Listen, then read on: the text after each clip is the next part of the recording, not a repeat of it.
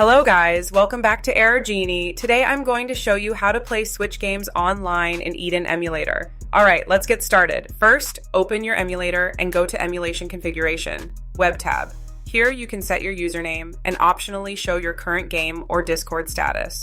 Click Apply. Okay, now go to the multiplayer section. Click on Browse Public Game Lobby. You'll now see a list of available lobbies. To make it easier, filter by games you own, hide empty rooms optional. This helps you find active sessions faster.